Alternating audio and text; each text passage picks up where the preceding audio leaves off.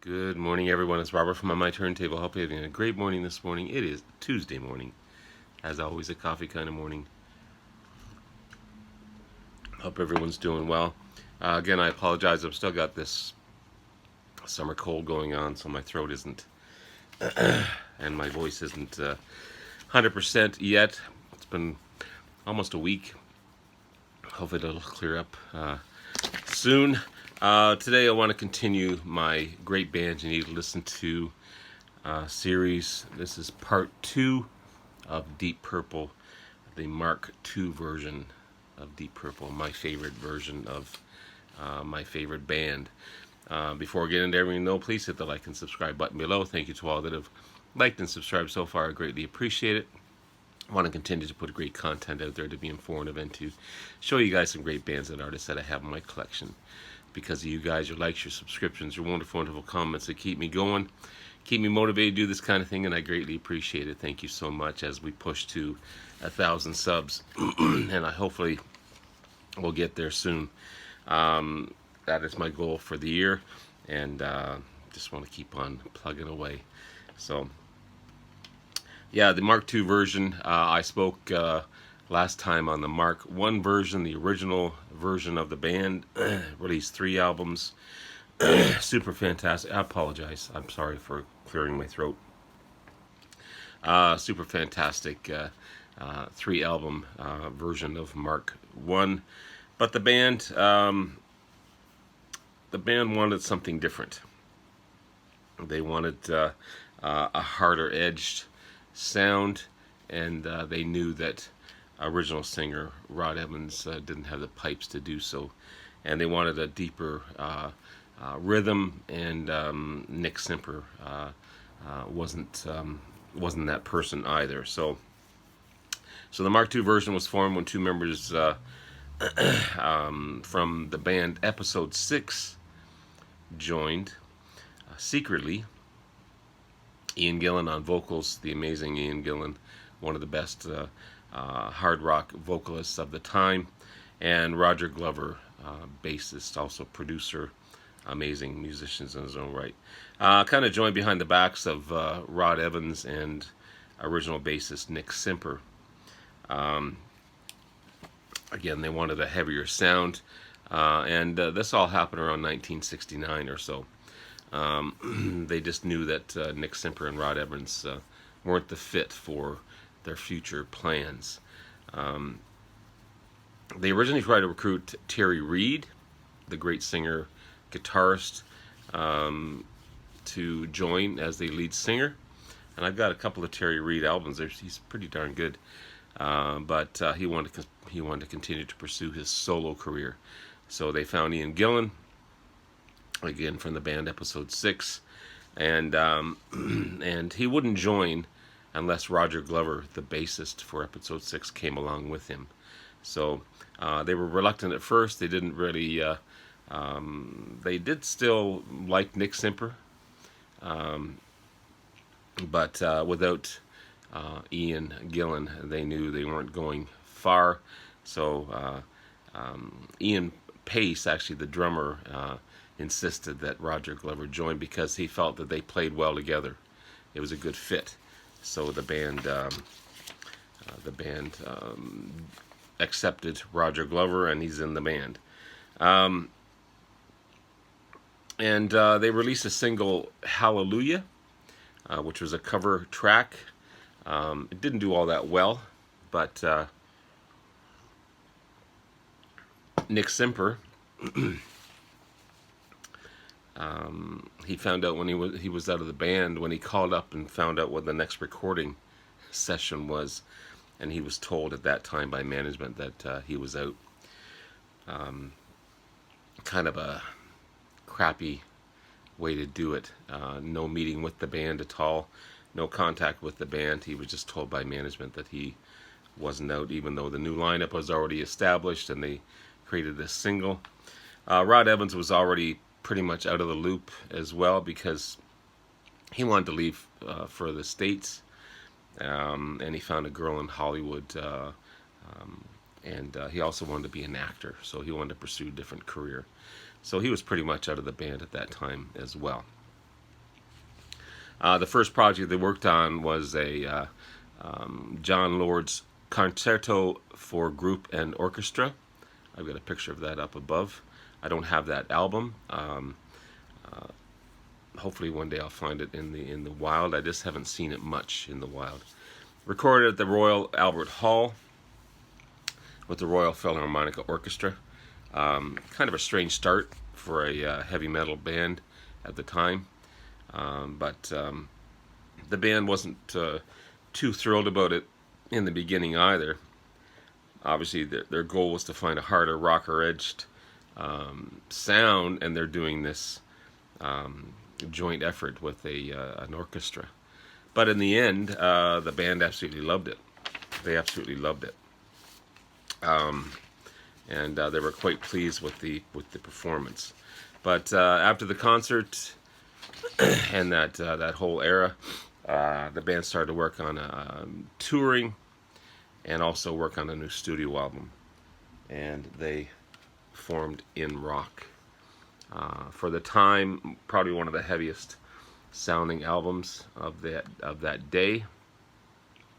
This would be the first studio album by the Mark II version of the band, and 1970 release on this one.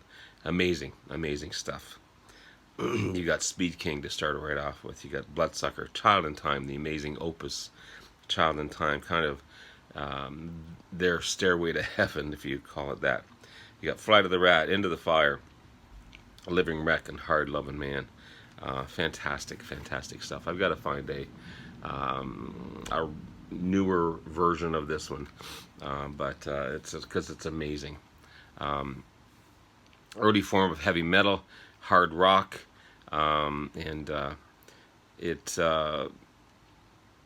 just real eye opener for this band. It's quite a change from the Mark I version, which was more progressive, more psychedelic, a lot of covers in the original, to go from this hard rock, in your face album. And it still stands today, still stands up today. It's amazing stuff. Really good album. And again, I'd love to find a remastered version of it, and maybe some bonus tracks, that type of thing. I'll keep my eye open for it. And then they came up with 1971's Fireball. This is the 25th anniversary of Fireball, with a different cover. But once you open it up, there's the original cover. And this is another great album. Really good stuff. The fifth album by the band, and the second by the Mark II version of the band.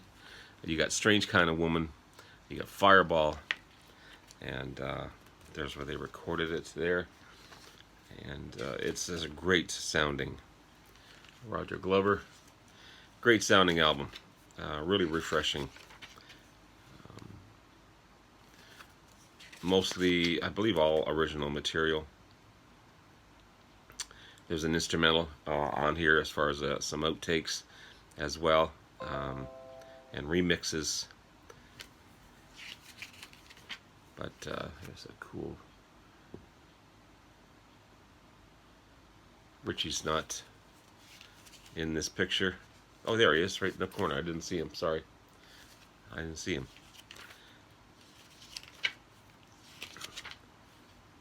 But a great release, Fireball. I love all their albums, actually. But so that was next, and then my favorite showed up. It will always be my favorite. It was the first introduction to Deep Purple for me. Probably the most commercially successful album as well.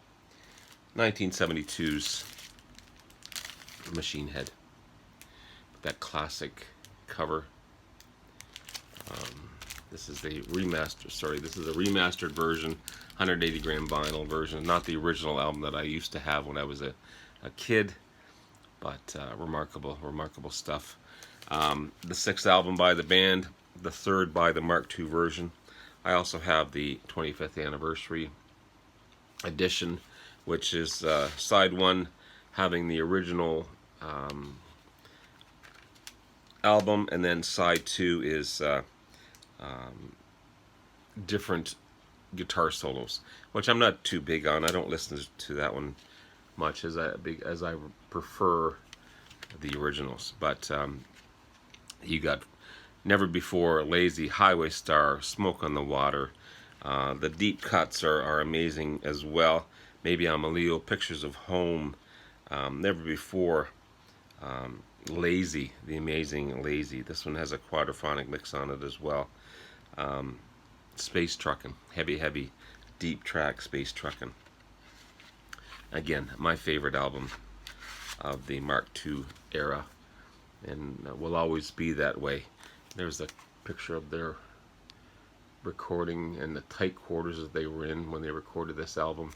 And based on the song Smoke in the Water, there was actual fire in during a Frank Zappa concert. Some idiot brought a flare gun in and burned the place to the ground, so they had to find a new place to make their music. And just remarkable stuff, and that perhaps led to the greatness of that album. They put out in that same year, 1972, probably one of the best live performances of a band of that time.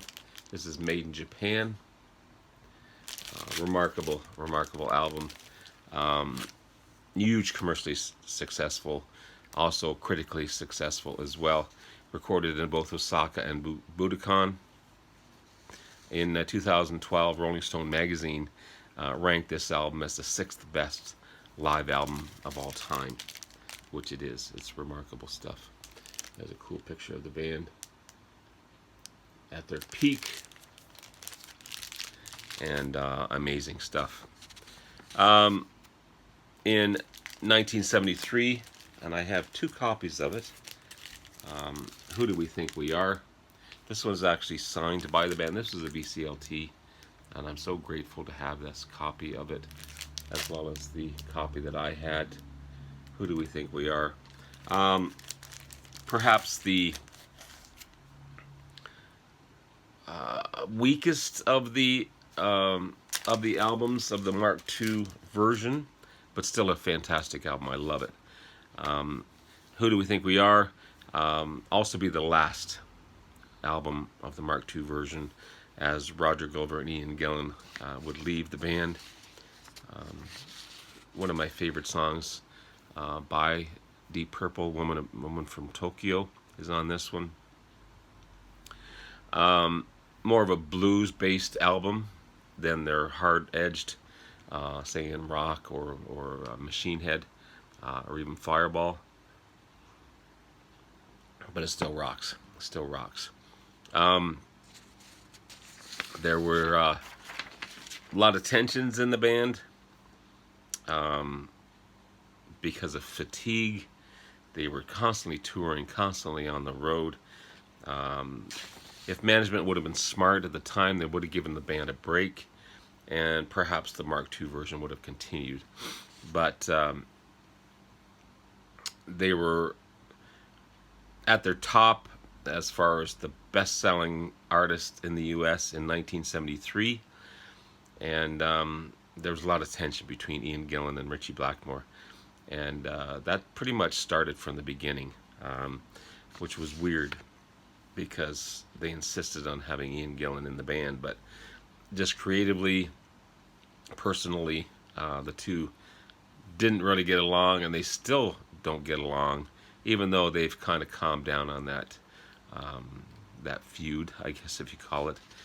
But after the release of the album, Ian Gillan had enough and left. Roger Glover, of course, followed Gillan.